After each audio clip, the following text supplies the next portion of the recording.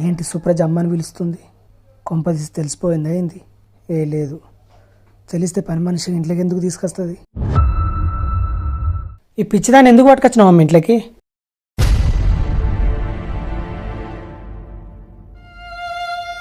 లేదు డాడీ, ఈమె పిచ్చిది కాదు, చాలా మంచిది. నాతోటి మంచిగా మాట్లాడింది.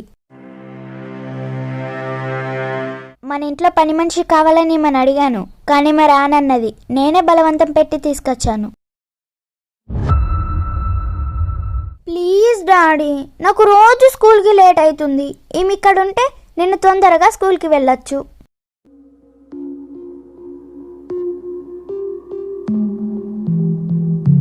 నీ ఇష్టం అమ్మా.